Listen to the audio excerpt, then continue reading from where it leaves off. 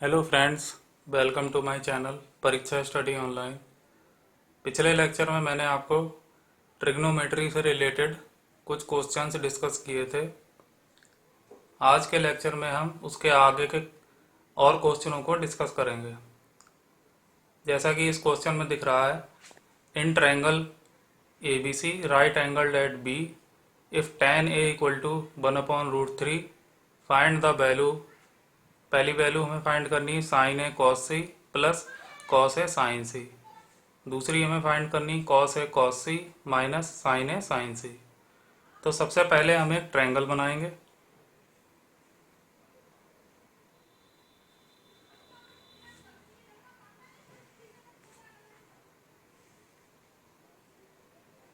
इसमें बोला गया है कि राइट एंगल्ड एट बी, तो बी पे हम राइट एंगल बना लेंगे। इसको ए मान लेंगे और इसको सी मान लेंगे। हमें वैल्यू दे रखी है tan ए की।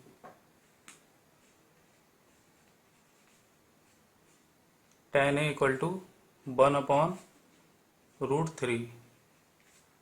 अब हमारा जो फॉर्मूला है वो क्या होता है, P B P upon H H B. तो जो tan होता है वो क्या होता है, परपेंडिकुलर अपॉन बेस। तो tan की जगह हम लिखेंगे perpendicular upon base equal to 1/√3।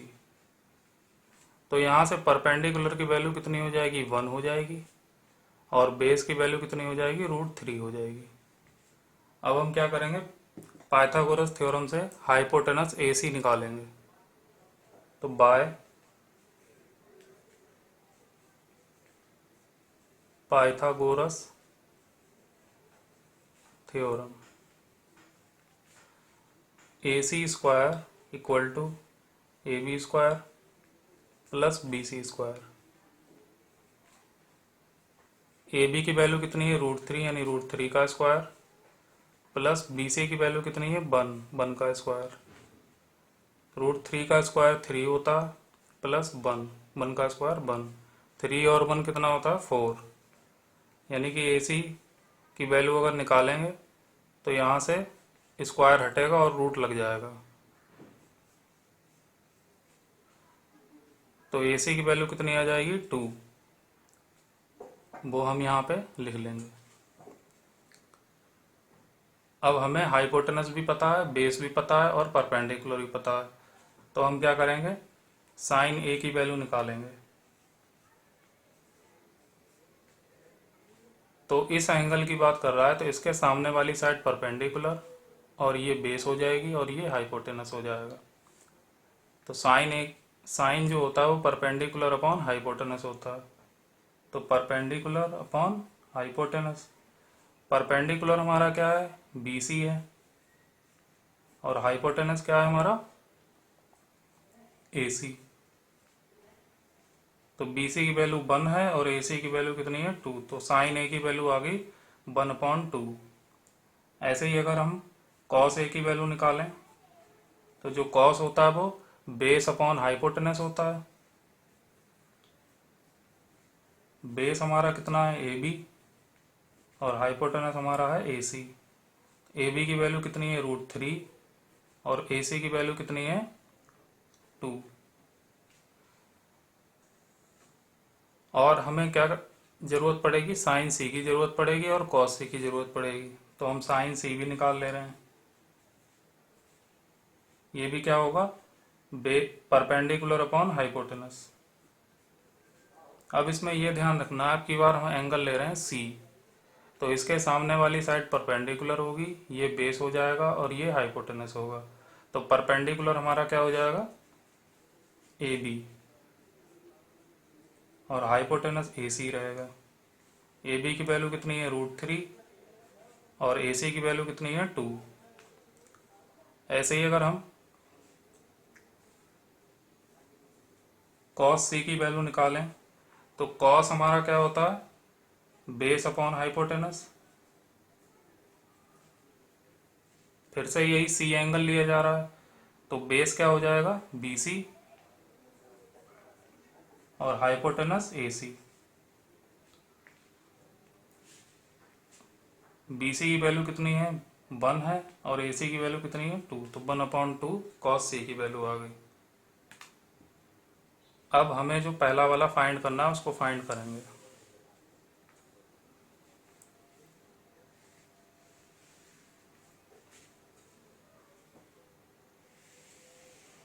सबसे पहले हमें फाइंड करना है साइन ए कॉस सी। तो साइन ए की वैल्यू कितनी है, यहाँ से हम निकाल चुके हैं 1/2, इसकी जगह पर लगा देंगे। कॉस सी की वैल्यू हम कितनी निकाल चुके हैं 1/2, इंटू में 1/2। इन दोनों के बीच में कोई साइन नहीं है तो मल्टीप्लाई का साइन अंडरस्टूड है। प्लस कॉस ए की वैल्यू कितनी निकाल चुके हैं √3/2, इंटू साइन सी की हम वैल्यू कितनी निकाल चुके हैं √3/2। सारी वैल्यू हमने पुट कर दी। अब हम सॉल्व करेंगे तो 1 बन जा 1, 2 2 जा 4, प्लस √3 की √3 से कराएंगे तो 3 बन जाएगा, रूट हट जाएगा, 2 2 जा 4। एलसीएम लेंगे तो एलसीएम कितना आ जाएगा 4, ऊपर बचेगा 1 + 3, 1 + 3 4 होता है, 4/4 कैंसिल होकर कितना आ जाएगा 1। तो इसकी वैल्यू कितनी आ गई 1 आ गई। ऐसे ही अगर हम इसमें वैल्यू पुट करें तो कॉस ए की वैल्यू हमारी कितनी है √3/2, इंटू कॉस सी की वैल्यू कितनी है 1/2, माइनस साइन ए की वैल्यू कितनी है 1/2, इंटू साइन सी की वैल्यू कितनी है √3/2। मल्टीप्लाई कराएंगे तो √3 बन जा √3, 2 2 जा 4, माइनस √3 बन जा √3, 2 2 जा 4। ये प्लस का है ये माइनस का, तो ये कैंसिल हो जाएंगे। वैल्यू कितनी आ जाएगी 0। तो सेकंड वाले की वैल्यू कितनी आएगी 0।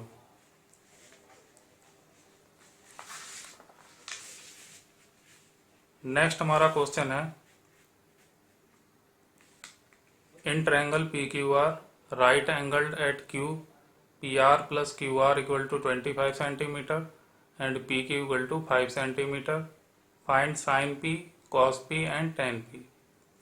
तो सबसे पहले हम क्या करेंगे, हमें जो दे रखा है क्या दिया, P R plus Q R equal to 25 centimetre. एक ट्रायंगल हम बना लेंगे, इसमें बोला है राइट एंगल एट क्यू, तो इसको हम क्यू मान ले रहे हैं। ये पी हो गया और ये हमारा आर हो गया। इसमें हमें पी क्यू की वैल्यू पता है कितनी है 5 सेंटीमीटर, और दो साइडों का हमें सम पता है। तो यहां से अगर हम पी आर की वैल्यू निकालें तो कितनी आ जाएगी 25 माइनस क्यू आर। इस क्यू आर को हम इधर ले आए तो ये माइनस का हो गया। अब हम क्या करेंगे, पाइथागोरस थ्योरम लगाएंगे। पाइथागोरस थ्योरम लगाएंगे तो पी आर का स्क्वायर बराबर होगा पी क्यू के स्क्वायर के प्लस क्यू आर के स्क्वायर के। पी आर की वैल्यू हम जो निकाल ली है वो हम लगा देंगे यहाँ पे 25 minus Q R. P R के ऊपर स्क्वायर है तो अब पूरे के ऊपर होल स्क्वायर लगा देंगे, इक्वल टू पी क्यू की वैल्यू हमें पता है 5, तो 5 का स्क्वायर प्लस क्यू आर की वैल्यू हमें फाइंड करनी है, तो क्यू आर को ऐसे ही लिखा रहने देंगे। अब इसमें a माइनस बी का होल स्क्वायर लगाएंगे तो पहले क्या आता है a स्क्वायर यानी 25 का स्क्वायर प्लस बी स्क्वायर यानी क्यू आर का square minus 2 into A into B. A की वैल्यू 25, बी की value Q R, equal to 5 का square 25 plus Q R square. 25 का स्क्वायर 625 होता, प्लस क्यू आर स्क्वायर को हम ऐसे ही लिखा रहने देंगे, माइनस 25 टू जब 50 Q R equal to 25 plus Q R square. अब बराबर के इधर भी क्यू आर स्क्वायर है, बराबर के इधर भी क्यू आर स्क्वायर है, दोनों प्लस के हैं, तो हम क्या करेंगे कैंसिल कर देंगे इन्हें। तो हमारा बचेगा 625 माइनस 50QR इक्वल टू 25। हम इसको इधर भेज दे रहे हैं और इसको इधर लेके आएंगे। जब इसको इधर ले जाएंगे तो ये प्लस का हो जाएगा, 50QR इक्वल टू 625 इधर ही है, इसको इधर लेके आएंगे तो -25। माइनस करेंगे तो हमारा बचेगा 600 और इधर है हमारा 50QR। QR की वैल्यू निकालेंगे तो 600/50, 0 से 0 इससे काटेंगे तो 12 आ जाएगा, यानी QR की वैल्यू कितनी आ गई, 12 सेंटीमीटर। अब ये जो QR की वैल्यू है इसको हम अगर यहाँ पे पुट कर दें तो PR की वैल्यू निकल जाएगी, क्योंकि हमें दे रखा है PR equal to 25 minus QR। PR की वैल्यू हमें फाइंड करनी है, तो 25 माइनस QR की वैल्यू कितनी निकाली, 12। माइनस करेंगे तो 5 में से 2 गया 3, 2 में से 1 गया 1, यानी 13 सेंटीमीटर PR की वैल्यू आ गई। अब ये जो वैल्यू आई है ये हम डायग्राम में लिख लेते हैं। PR की वैल्यू कितनी है, 13 सेंटीमीटर और QR की वैल्यू कितनी है, 12 सेंटीमीटर। अब हमें जो फाइंड करना है वो हम फाइंड करेंगे। तो सबसे पहले हमें फाइंड करना है साइन P। तो वही फॉर्मूला PB/P/H/B।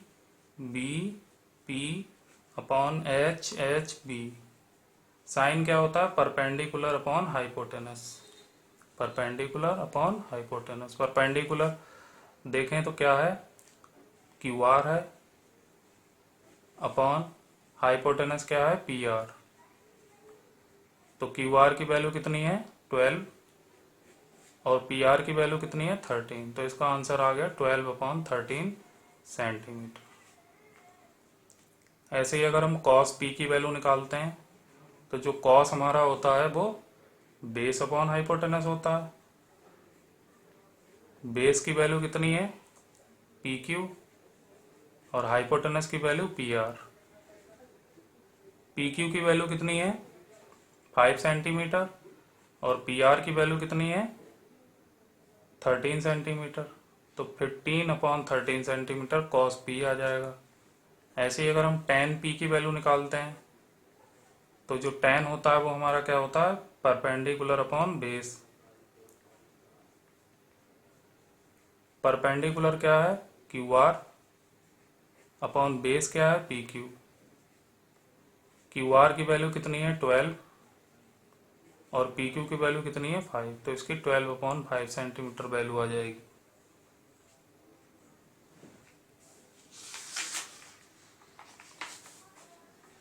नेक्स्ट हमारा क्वेश्चन है sine 60 degree cos 30 degree plus sine 30 degree cos 60 degree. तो साइन 60 डिग्री की वैल्यू क्या होती है, √3/2 इंटू कॉस 30 की वैल्यू क्या होती है, √3/2 प्लस साइन 30 की वैल्यू क्या होती है, 1/2। कॉस 60 की वैल्यू कितनी होती है, 1/2। मल्टीप्लाई कराएंगे तो √3 की √3 से करेंगे तो 3 आ जाएगा, अपॉन में 2 2 जा 4 प्लस 1 1 जा 1, 2 2 जा 4। एलसीएम कितना आ जाएगा, 4 आ जाएगा और ऊपर क्या बचेगा, 3 + 1। 3 और 1 कितना होता है, 4। 4/4 काटेंगे तो कितना आ जाएगा, 1। तो इस क्वेश्चन का आंसर होगा 1। नेक्स्ट क्वेश्चन है हमारा 2 tan square 45 degree plus cos square 30 degree minus sine square 60 degree. तो यहाँ पे tan 45 डिग्री की वैल्यू कितनी होती है, 1 होती है। तो 2 को ऐसे ही रखेंगे, मल्टीप्लाई लगाएंगे, tan 45 की वैल्यू 1 होती है और यहाँ पे स्क्वायर लगाए तो स्क्वायर लगा देंगे, प्लस cos 30 की वैल्यू कितनी होती है, √3/2। स्क्वायर है तो हम स्क्वायर लगा देंगे, माइनस साइन 60 डिग्री की वैल्यू कितनी होती है, √3/2।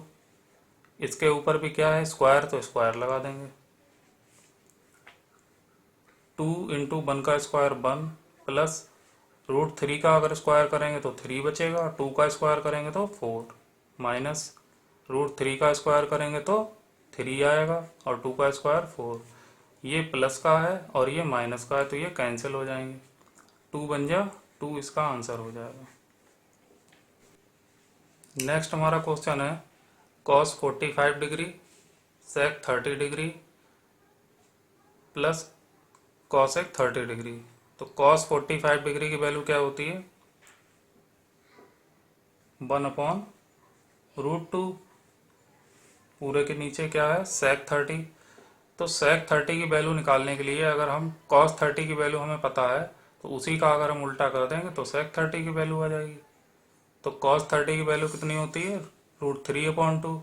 तो सेक 30 कितनी हो जाएगी, 2/√3 प्लस यहाँ पे कॉसेक 30 की वैल्यू निकालनी है। तो इसके लिए अगर हमें साइन की वैल्यू पता है साइन 30 की, तो हम कॉसेक 30 की भी निकाल सकते हैं। तो साइन 30 डिग्री की वैल्यू कितनी होती है, 1/2। तो कॉसेक की कितनी हो जाएगी, 2 हो जाएगी, 2/1, यानी इसको हम लिखेंगे 2। अब ऊपर वाले को ऐसे ही रहने देंगे 1/√2 और नीचे क्या करेंगे हम एलसीएम ले लेंगे। एलसीएम कितना आएगा, √3। अब √3 से इसको डिवाइड करेंगे तो 1 आएगा, 1 की मल्टीप्लाई 2 में करेंगे तो 2 ही आएगा, प्लस 1 से जब इसको डिवाइड करेंगे तो √3 आएगा, √3 की 2 से कराएंगे तो 2√3।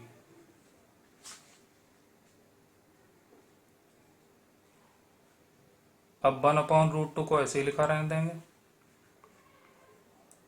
इनटू ये जो नीचे वाली फ्रैक्शन है जब ये ऊपर जाएगी तो उल्टी हो जाएगी, √3 ऊपर आ जाएगा और नीचे बचेगा 2 प्लस 2√3। √3 बन जाए √3 होता है। अब √2 की इससे मल्टीप्लाई कराई जाएगी तो बन जाएगा 2√2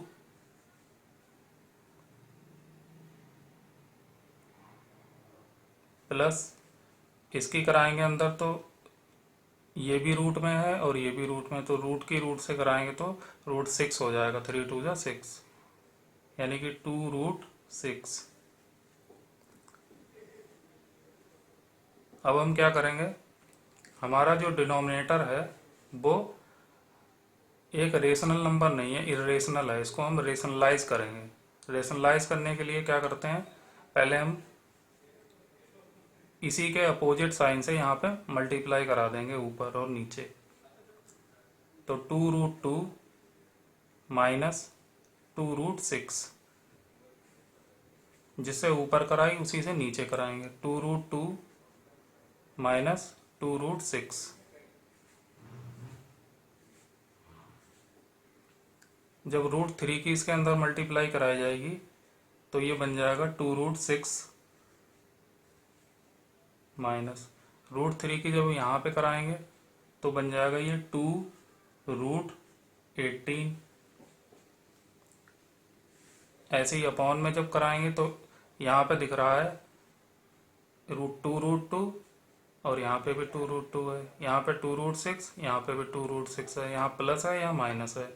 तो अगर हम इसको a मान लें इसको b मान लें तो a plus B a minus B, तो आइडेंटिटी बनती है a² माइनस b²। तो a की वैल्यू कितनी है, 2√2 इसका स्क्वायर माइनस 2√6 इसका स्क्वायर।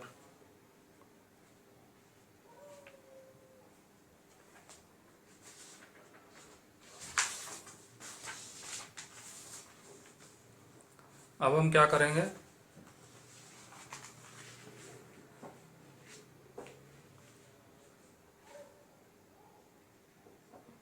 √6 को ऐसे ही लिख देंगे माइनस 18 के अगर हम फैक्टर करें